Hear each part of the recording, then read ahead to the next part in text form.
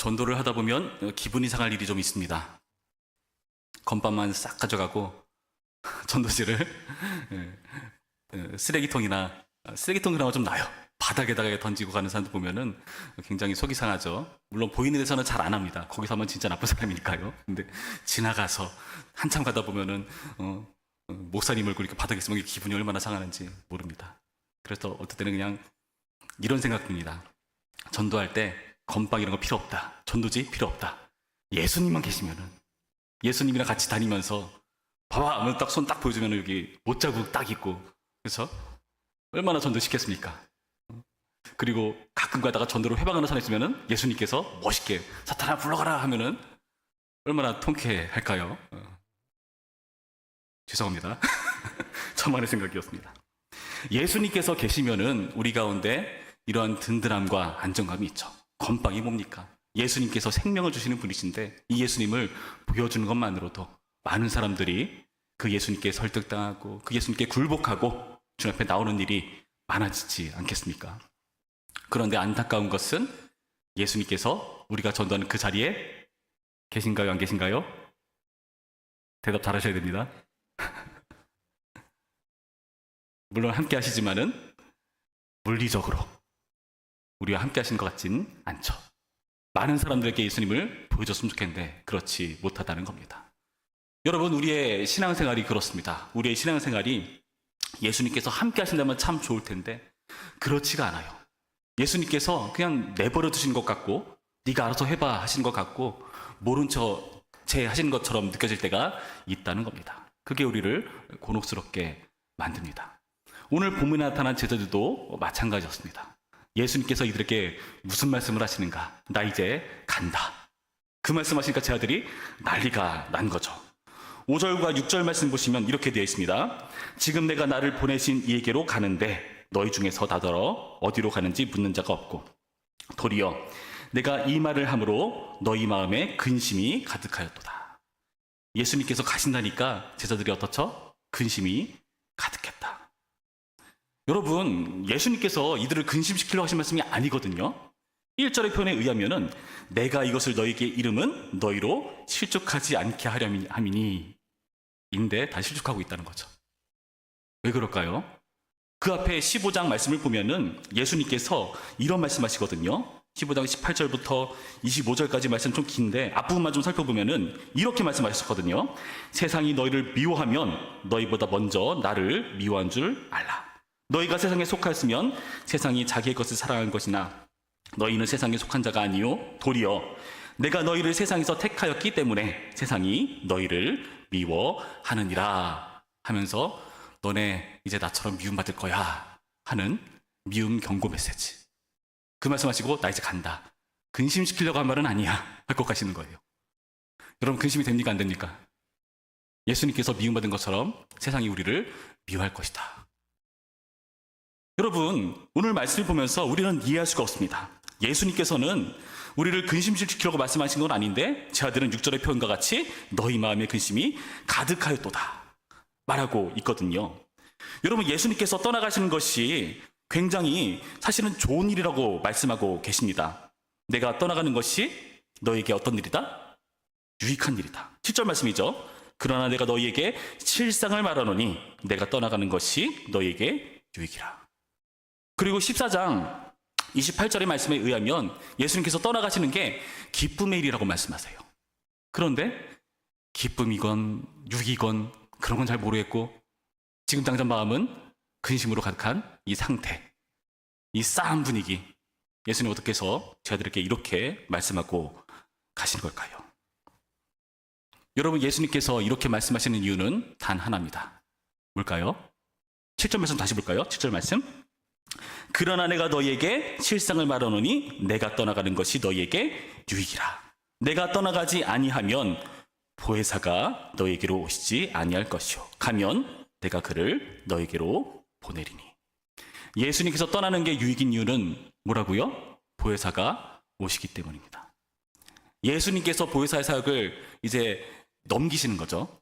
그 새로운 보혜사, 또 다른 보혜사가 오셔서 누구시죠? 성령께서 오셔서 일을 하신다는 말씀을 전해주고 있는 겁니다. 예수님 말고 성령님이 오시는 게 훨씬 더 유익한 일이다. 여러분, 도대체 성령께서 어떤 일을 하시길래 유익이라고 말씀하실까요? 성령님께서는요, 책망하는 일을 하십니다. 8절 말씀 보시면 이렇게 나와 있습니다. 그가 와서 죄에 대하여, 의에 대하여, 심판에 대하여 세상을 책망하시리라.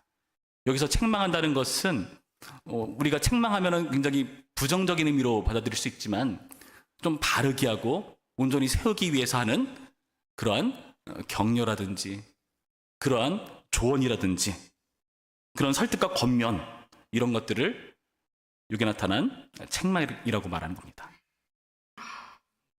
하나하나 살펴보죠. 죄에 대해서는 어떤 책망인가? 9절 말씀이죠. 우리 9절 말씀 한 목소리로 읽습니다. 9절 말씀 시작. 죄에 대하여라 함은 그들이 나를 믿지 아니하리요.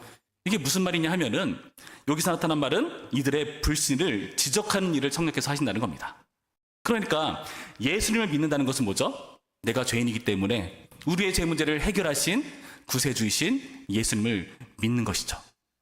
그런데 그걸 믿지 않는다는 것은 뭘까요? 나는 예수님이 사실 별로 필요가 없다. 그 밑바닥에 뭐가 깔려있죠? 나는 죄인이 아니다. 죄랑 상관이 없다.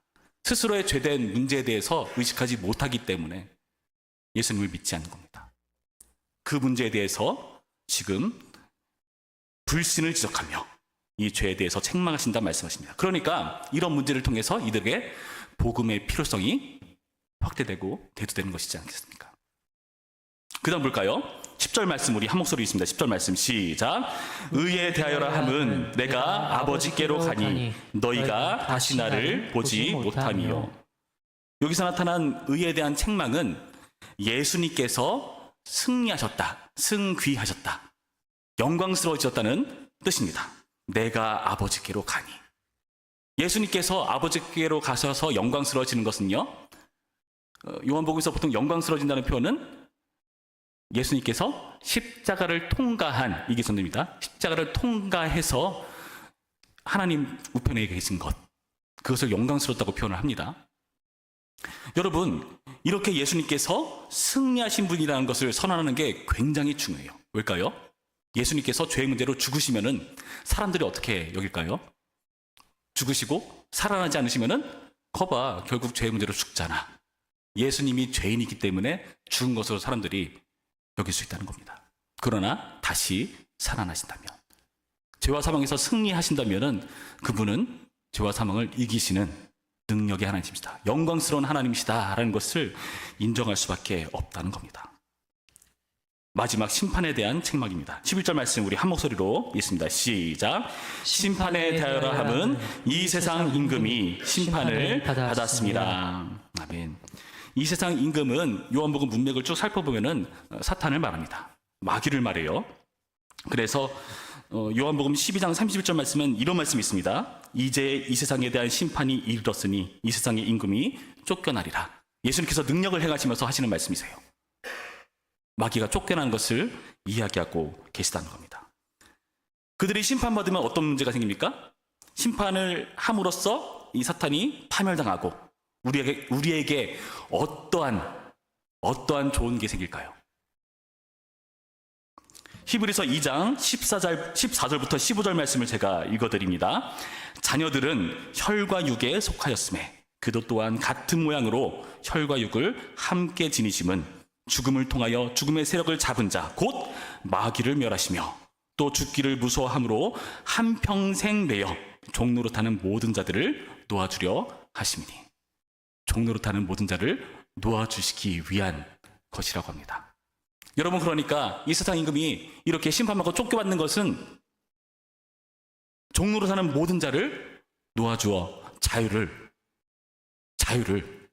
주시려고 하는 말씀입니다. 다시 말해서 이 모든 책망은요, 죄에 대해서, 의에 대해서, 심판에 대해서 책망하는 것은요, 결국 예수님의 구원 사역, 그 구원을 통해서 이루어지는 의로움과 우리의 구원과 우리의 생명과 많은 사람들을 자유케 하는 그런 복음의 능력을 설명하는 겁니다. 이 일을 책망하시려고 성령님을 보내신다, 그러니까 훨씬 더 유익한 일이라고 말씀하고 계십니다. 여러분 좋지 않습니까? 성령께서 오시면요, 많은 사람들이 자신의 죄악을 깨닫고, 예수님께서 영광스러워지었지, 그분의 영광스러움, 그 의를 인정해 드리면서 그분 앞에 나아가 죄 문제가 해결되고 사탄 마귀는 밟아 승리하셔서 우리 가운데 자유를 선언하시는 그 일들이 이루어진다고 하는 겁니다. 성령께서 오셔서 이 일을 한다고 합니다. 너무 좋지 않습니까? 그런데 조금 이상한 표현이 있습니다. 이 말씀을 쭉 하시면서 전제가 있어요. 7절 말씀 다시 자세히 볼까요? 그러나 내가 너희에게 실상을 말하노니 내가 떠나는 것이 너희에게 유익이라. 내가 떠나가지 아니하면 보혜사가 너희에게로 오시지 아니할 것이요 가면 내가 그를 너희에게로 보내리니. 자, 질문 드립니다. 성령께서 어디로 오십니까?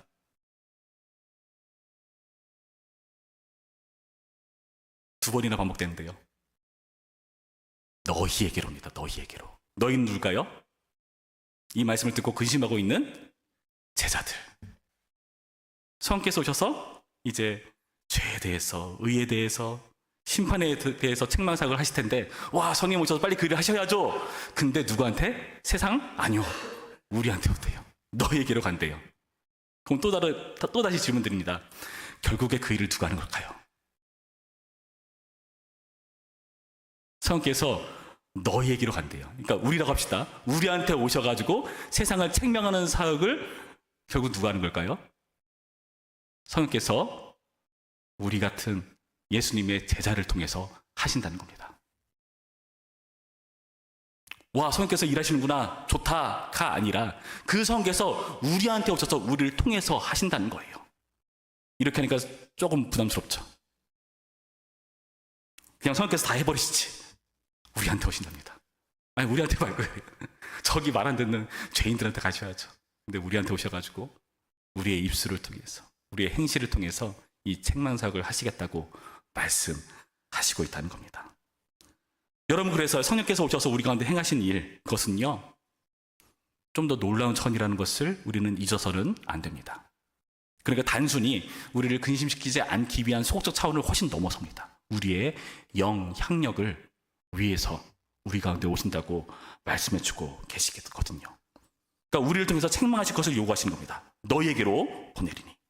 그리고 어떻게까지 요구하시는가? 13절 말씀 보시면은, 그러나 진리의 성령이 오시면 그가 너희를 모든 진리 가운데로 인도하시리니.